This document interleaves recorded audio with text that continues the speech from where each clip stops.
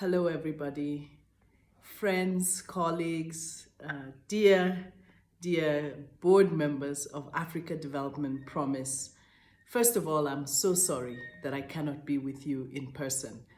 It has been unbelievable watching and listening to the progress that you have made in the work that you're doing in Rwanda and Uganda. The Greenbelt movement continues to be inspired as well by your example and the progress that you've made since Aisha was there a few years ago.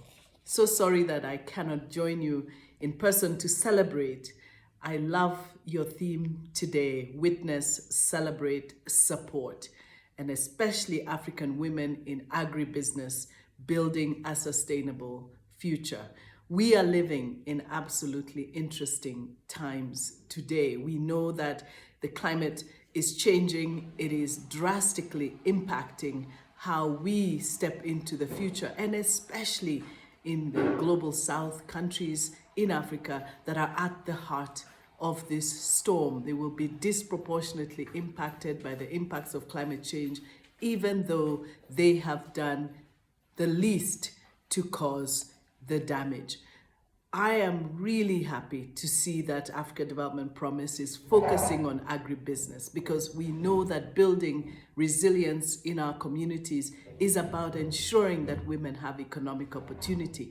That is the most important resilience we can build, because that gives them the choice, it gives them the opportunity to protect their families and to make choices about where to invest for their resilience. Adaptation is really about ensuring that especially the women in our communities have access to economic opportunity. So I'm really happy that I get to have the privilege of still sharing this video message with you. I couldn't be more prouder of the work you're doing empowering women in agriculture.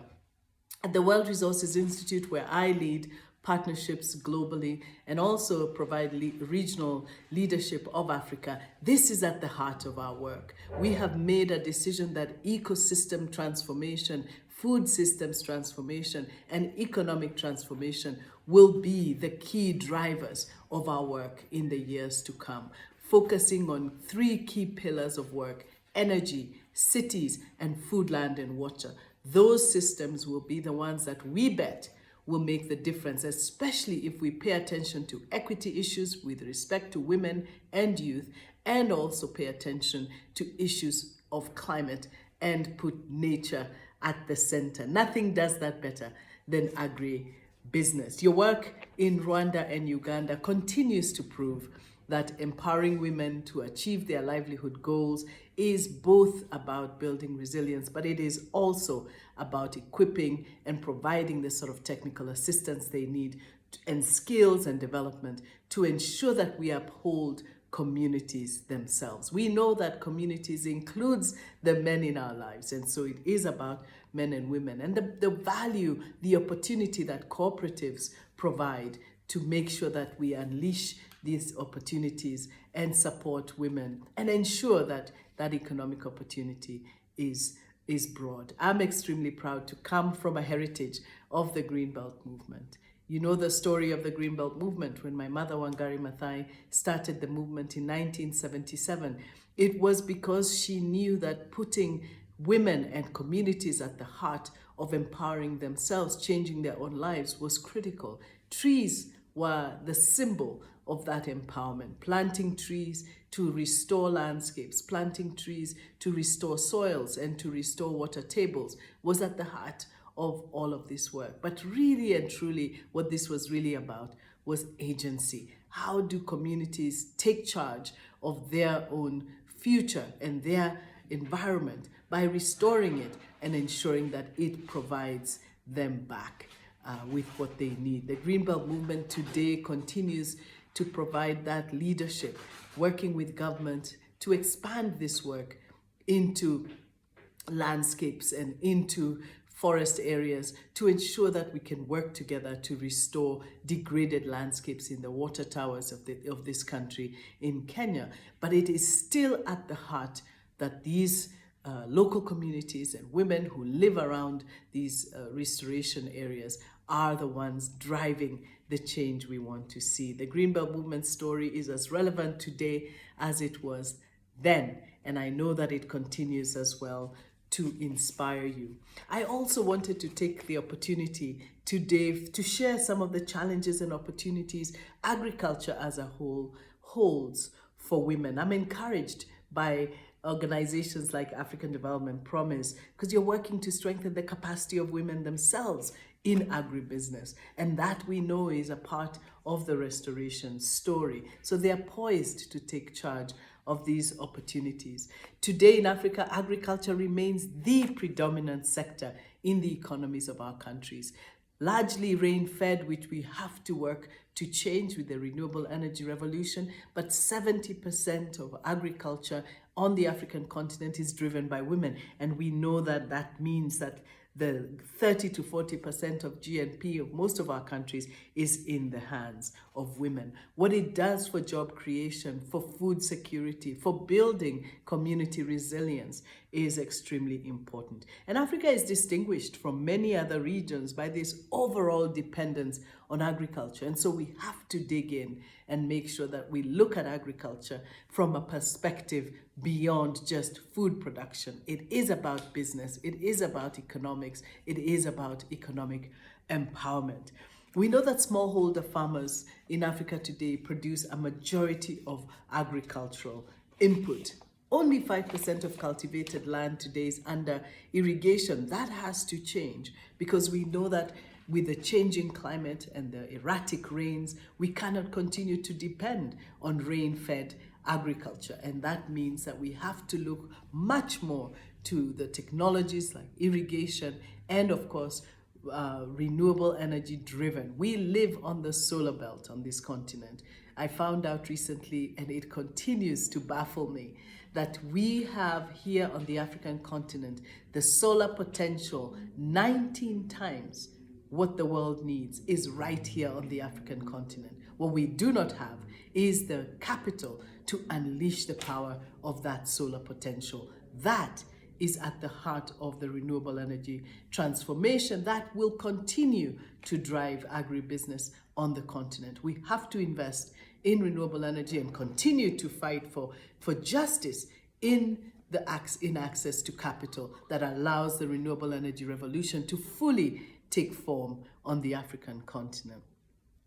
Other points I would love for us to reflect on here as we celebrate is empowering women is the key to the overall well-being of their families. We know today that women invest up to 90% of any income they have on their families. That is not only in agribusiness. We know this to be true across every sector. Putting resources, financial resources in women's hands ensures that their families are well. We know that women have local knowledge and have local knowledge that accelerates and ensures the sustainability. One of my favorite stories actually in the Greenbelt movement is just how much women already knew about the quality of planting material, how to propagate. And I remember this wonderful story of women collecting seedlings. They knew that when it rains, a few weeks later, if you went under some of your favorite trees, you would find little seedlings germinating already. And all you needed to do was to pick them up and put them into potting bags. And you had the babies of the most beautiful trees on the landscape.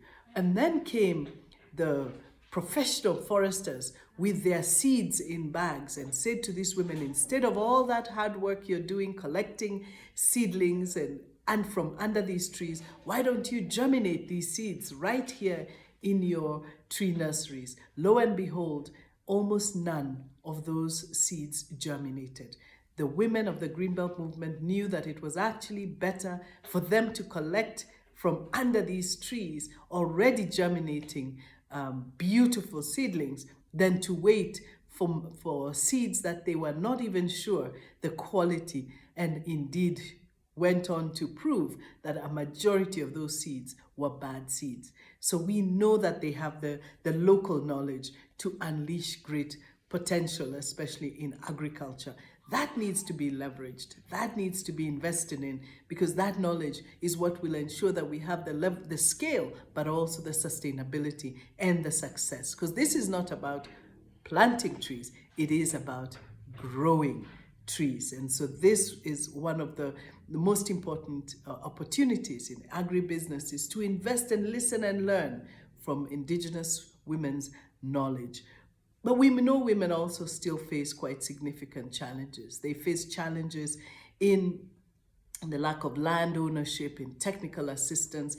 They face challenges in accessing quality inputs, credit, and this has got to change. Women continue to be underrepresented in unpaid work. And one of the most vulnerable continents right here on the African continent is because as we rely so strongly on agriculture, and yet the gaps remain in technical assistance, in access to capital and access to land, that gap remains a source of great vulnerability. I want to close by saying that there's an emerging paradigm that I absolutely love. It's one that guides our work, and it's, I hope, one that will continue to guide how you at Africa Development Promise continue to invest in agribusiness. It's a paradigm called produce, protect, restore, reduce. We have got to produce food on this continent and produce anything that we produce in the agribusiness sector more sustainably and invest in the circular economy.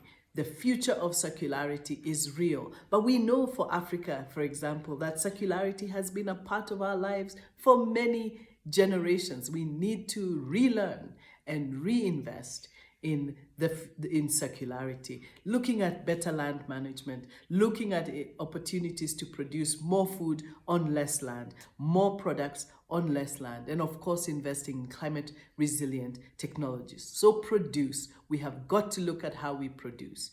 Protect natural ecosystems like forests and wetlands. We know that our forests are the source of everything good. Rivers that come, climate stability, food and medicine. Everything that we know is often held together, and the biodiversity within our forests. I've just come from the One Forest Summit in Gabon, and nothing was clearer than the reality of just how precious our natural forests are. We've got to protect them. And even as we do that, we've got to ensure that we invest and we fight for ecosystem services to be recognized and paid for. The mighty Congo forest, it continues to serve this great global family with the carbon sink that is the healthiest in the world. We have got to find ways to compensate the countries that continue to protect these forests, the indigenous communities that continue to stand and protect these forests. We've got to ensure that we protect them, and not only for carbon, but for the ecosystem services of water, air, climate stability, food, medicine, and on and on and on. Protecting natural ecosystems is at the heart of our very survival. Restore. We've got to restore degraded lands. Africa today represents the greatest restoration potential in the world. We have 70% of our land that is available for restoration. I'm proud of the AFR 100 movement, a movement that is Africa-led to restore 100 million hectares of land by 2030. That is a movement that will continue to invest in productivity so that agripreneurs can continue to enjoy success and continue to have a platform on which to grow their businesses. And finally, reduce. We've got to reduce waste. We've got to reduce our reliance on fossil fuels. We've got to reduce our pressure on land. We've got to produce better to reduce the pressure. So there is the paradigm: reduce, restore, protect, and produce. That is the paradigm I want to leave you with. And I wish you all the best as you go on into the rest of your proceedings, knowing that we are with you in solidarity and will continue to stand with you as you invest in the most important people, women, agripreneurs. Thank you very much, and over to you.